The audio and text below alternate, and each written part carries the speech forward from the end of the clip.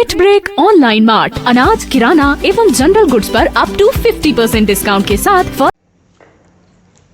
तो आज हम देखेंगे पेंच राष्ट्रीय उद्यान के बारे में। हम सबसे पहले जानते हैं कि पेंच राष्ट्रीय उद्यान कहाँ पर स्थित है। यह सिवनी और छिंदवाड़ा, मध्य प्रदेश के दो जिले हैं, सिवनी और छिंदवाड़ा, और इसके साथ साथ मध्य प्रदेश महाराष्ट्र की बॉर्डर पर स्थित नेशनल पार्क है। इस नेशनल पार्क की स्थापना 1977 में 1977 में की गई थी, जिसमें 449.39 किलोमीटर स्क्वायर वन क्षेत्र को अभयारण्य के रूप में सबसे पहले स्थापित किया गया था। फिर आगे चलकर इसी में 1983 में इसी वन क्षेत्र से 292.850 किलोमीटर स्क्वायर क्षेत्र को नेशनल पार्क के रूप में घोषित किया गया था। ठीक है, तो आप ध्यान रखेंगे कि इसका क्षेत्रफल कितना है, नेशनल पार्क का क्षेत्रफल कितना है, 292.85। और कब ये नेशनल पार्क बना, तो 1983 में यह क्या बना था, नेशनल पार्क बना था, जबकि यह 1977 में अभयारण्य के रूप में स्थापित किया गया था। इसके बाद हम देखते हैं कि इसे प्रोजेक्ट टाइगर के रूप में कब लागू किया गया। तो इस नेशनल पार्क में प्रोजेक्ट टाइगर 1992 में लागू किया गया था। ठीक है, अब इसके बाद यदि इसके डायग्राम में इसके बारे में कुछ चीजों को जाने, तो आप देख रहे हैं कि सिवनी और छिंदवाड़ा जिले के मध्य में यह स्थित है। साथ ही साथ सतपुड़ा, जो मध्य प्रदेश के दक्षिणी भाग में विस्तृत पर्वत श्रृंखला है, सतपुड़ा के यह दक्षिणी भाग में क्या है, विस्तृत है। किन जिलों में, तो सिवनी और छिंदवाड़ा जिलों में। सिवनी से नागपुर के मध्य में जो नेशनल हाईवे है वो है NH44, और यह वर्तमान में NH44 देश का सबसे लंबा नेशनल हाईवे है, क्योंकि यह श्रीनगर से कन्याकुमारी तक जाता है। तो देश का सबसे लंबा नेशनल हाईवे किस राष्ट्रीय उद्यान से गुजर रहा है, तो पेंच राष्ट्रीय उद्यान से गुजर रहा है। अब इसका नाम पेंच क्यों पड़ा, तो पेंच नदी इस राष्ट्रीय उद्यान, जो ये वन्य क्षेत्र जो था जिसे आपने क्या किया, राष्ट्रीय उद्यान घोषित किया, इसके लगभग बीचों बीच से गुजरती है पेंच नदी। इस वजह से इसका नाम पेंच राष्ट्रीय उद्यान रखा गया। अब यदि इसके क्षेत्रफल को हमने देखा कि इसमें 3 गेट हैं, एक है कर्मा झरी, दूसरा है टुरिया और तीसरा है जमतरा। कर्मा झरी, टुरिया और जमतरा। टुरिया सत्याग्रह भी हुआ था। ठीक है, इसे भी, इसके बारे में भी आप ध्यान रखेंगे। टुरिया सत्याग्रह, वर्तमान में टुरिया कहां पर है, तो सिवनी में पेंच नेशनल पार्क वाले वन्य क्षेत्र में। साथ ही साथ इसी नेशनल पार्क में पेंच नदी पर एक बांध भी निर्मित किया गया है, जिसका नाम है तोतला डोह बांध। हालांकि ये जो बांध है एकदम सीमा पर बना हुआ है MP महाराष्ट्र की, लेकिन इसका जो जल संग्रहण क्षेत्र है पेंच नेशनल पार्क में आता है, तो याद रखना है तोतला डोह बांध। साथ ही साथ इस नेशनल पार्क में पर्यटन का प्रमुख केंद्र है काला पहाड़, तो आपको इसके बारे में भी ध्यान रखना है।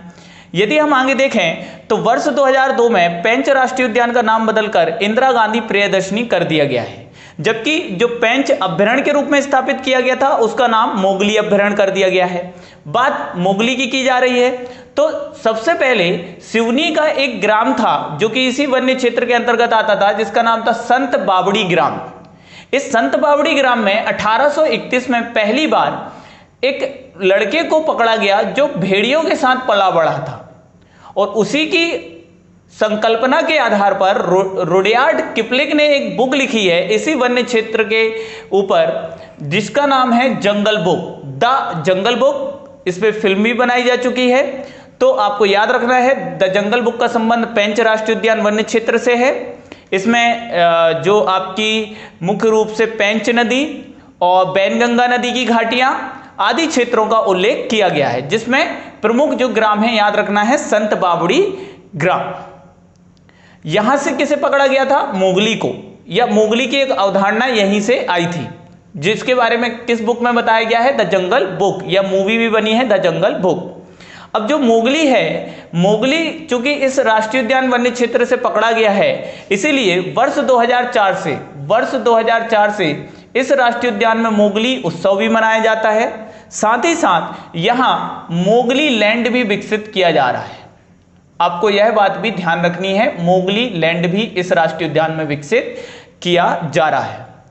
इसे, यह नेशनल पार्क प्रदेश का पहला नेशनल पार्क है जहां इको टूरिज्म भी प्रारंभ किया गया है। पहला नेशनल पार्क जहां सर्वप्रथम इको टूरिज्म भी प्रारंभ किया गया है, पर्यावरणीय पर्यटन, जिसके अंतर्गत इस नेशनल पार्क में किसी भी ऐसी वस्तुओं का उपयोग नहीं किया जाएगा जिससे पर्यावरण को नुकसान पहुंचे। ठीक है, इसके बाद हम देखेंगे तो करंट अफेयर में आपको पूछ सकते हैं कि देश का पहला या विश्व का सबसे लंबा अंडरपास किसके लिए बनाया गया है, जो कि वन्य जीवों के लिए बनाया गया है।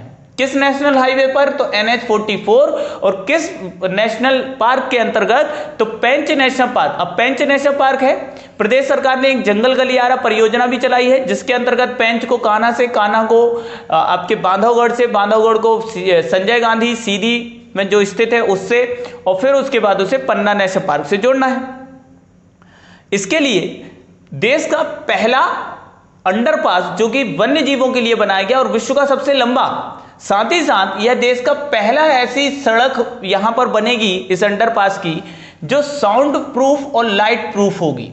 मतलब जब गाड़ियां इसमें चलेंगी तो ऐसा मटेरियल यूज किया गया है सड़क निर्माण के दौरान कि वो साउंड को और लाइट को ऑब्जर्व कर लेगा, ज्यादा दूरी तक नहीं जाने देगा, जिससे वन्य जीवों को नुकसान नहीं होगा। अब इसकी लंबाई कितनी है, तो 16.1 किलोमीटर इसकी लंबाई है। मूल रूप से जो ये अंडरपास बनाए जाएंगे ये मोहगांव सिवनी से खवासा के मध्य मुख्य रूप से बनाए जाएंगे।